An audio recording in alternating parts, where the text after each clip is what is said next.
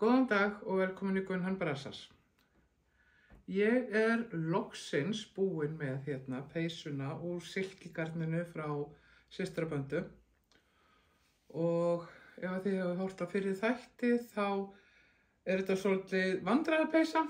Það að segja að þetta í þriðja skipti sem ég byrja á peysunni og var ekki alveg að finna út hvernig ég vildi hafa hana og ég rakti upp og rakti upp og rakti upp.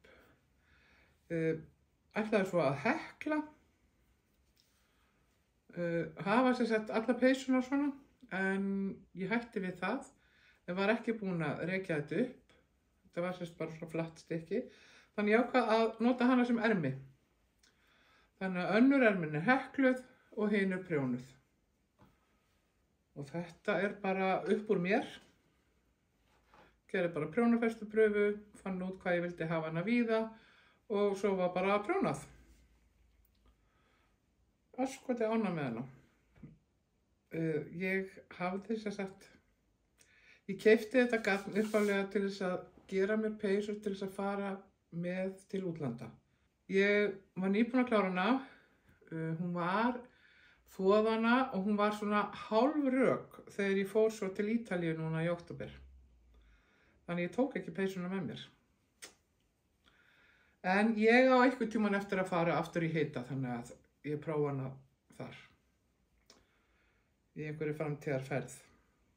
En ég alltaf ánægð með hana. Við getum alveg nota hana hérna heima þó ég hafi prjónað hana sem svona útlandapeysu. Þannig ég á eftir að skarta þessari einhvern tímann. Og mér finnst það bara að koma svolítið skemmtilega út að hafa ekki ermarnar eins. Þannig að, já, svo ég segi, ég ánægð. Já, ég sem sagt var á Ítalíu, fór í 10 daga ferð og þar var setið svolítið í rútu og keyrt á milli staða og svo náttúrulega var líka flugið og svona.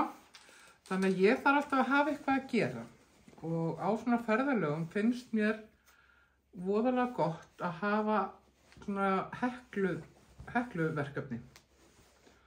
Og ég hafði ekkert, þess að ég var ekki að vinna að neinu, þannig ég fór að prófa mig áfram og ég fann alls konar gagn, svona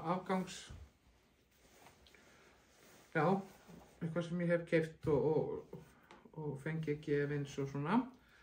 Þannig að ég fann alls konar og ákvað, nei, nú ætlum ég bara að nota þetta og gera einhverja líflega peysu eða eitthvað á mig. Prófaði að gera svona dúllu og þetta bara, það gekk alveg ágætlega en svo einhvern veginn, ég nenni ekki vera alltaf að telja, ég vil svona bara, þegar maður situr út og svona að fylgjast með líka útsýnin og svoleiðis, að þá vil ég ekki vera bara að horfa á það sem ég, og þurfa að hugsa mikið það sem ég að gera. Þannig að ég fór að hekla bara svona búta. Og þetta til dæmis gerði ég í flugvélinni á leiðinu út. Svo gerði ég þennan bút. Hérna. Og ég veit ekkert hvað ég ætla að gera við þetta. Mér datt í hug að gera enn eina peysuna og hafa þá einhverja svona búta, svona alls konar og setja þá saman, en það bara eitthvað sem kemur í ljós. Þannig ég gæti alveg haft þess að hérna væri þetta, svo væri þetta hérna niður undir og hérna kemur svona dúllur eða eitthvað. En allavega ég á hérna alls konar liti og næstu, vel hálfan poka, alveg þó nokkuð af garni. Hérna líka einn dúlla. Þannig ég var svona að prófa ýmiss konar. Og ég þarf eiginlega bara svona að, halda bara áfram að hekla svona pínu út í loftið og sjá svo hvað ég ætla að gera úr þessu. Þannig að mér finnst þetta mjög þægilegt að hafa bara svona lítil verkefni stundum. Og þetta er þannig verkefni. Þannig að það kemur í ljós bara hvað verður úr þessu. Já, hér sitt ég í nýrri vinnustofu. Ég er komin aftur heim, í kjallarann heima. Ég var hérna áður og þegar ég byrjaði með þessa rás, þá var ég hér og tók upp hérna. Búin að vera 2 ár í Laufbrekkunni, þar sem ég leigði mér aðstöðu. Nú er kjallarinn orðinn laus, eða þess að hann varð laus í sumar. Þannig ég flutti mig aftur niður og viku áður en ég fór út, að þá sem sagt flutti ég allt ótið. Og þetta var alveg bara svolítið maus. Ég á ýmis konar dót. En það kom í ljós þegar ég var að pakka niður að ég á alveg slatta af og ég svo sem vissi það alveg, auðvitað veit ég hvað ég á. En svona þegar maður er að pakka þessu niður og maður er búin að setja þetta svona saman og eitthvað, að þá svona sést það hvað það er mikið. Þetta er ekki bara í einhverjum skápum og skúffum og svoleiðis, heldur er þetta komið allt bara fram á gólf. Mér finnst svo gott þegar ég er að flytja að hafa dót í plastpokum, eða plastpokum eða tauppokum. Mér finnst erfiðara að vera að halda mikið á kössum, en ef þú ert með þetta í pokum þá getur þú frekar tekið kannski fleiri poka í einu. Og ég var spurð að því af einum sem var að hjálpa mér að flytja, Heyrðu Gunnlaug, hvað ertu eiginlega búin að pakka ofan í marga poka? Það því að honum fannst hann bara alltaf vera að labba hinga niður með poka. Ég hafði ekki hugmynd um það. Það var alveg fullt af pokum, sko. Ég er svona nokkurn veginn búin að koma mér fyrir. Húsgögnin eru það sem þau eiga að vera. Og svo er ég svona að gera svona fíniseringu og finna út svona hvernig ég vil hafa þetta. Ég ætla að taka upp seinna og taka svona túr og sýna ykkur hvernig vinnustofan lítur út núna. En mér finnst þetta bara koma vel út. Ég er ánægð hérna og þetta er stofa og svefnherbyggi. Þetta er eins og bara lítil íbúð hérna.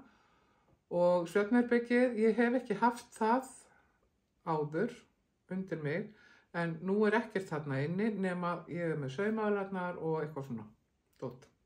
Þannig ég er með bæði rýmin, sem er bara æðislegt. Ég hef byrjað að halda námskeið og það gengur bara vel.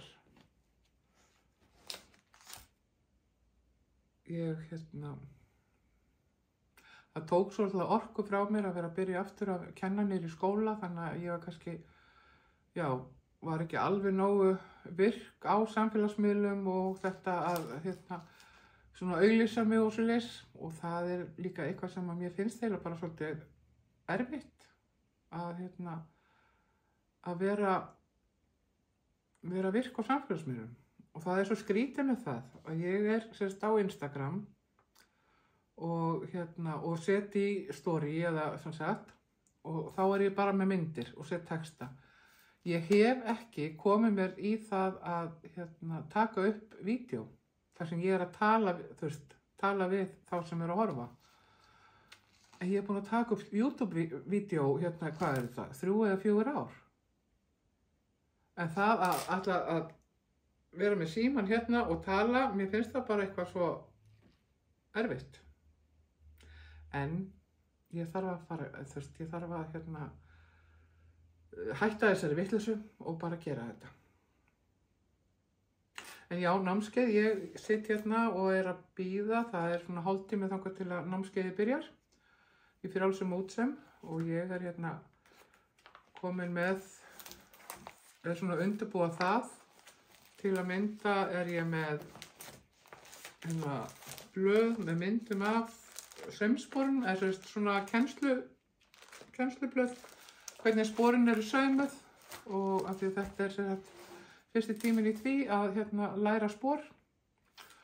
Og svo var ég nú ekki viss hvort að ég myndi þurfa að nota þessi ljós hérna því að hérna eru betri ljós svona bara fyrir ofan borðið.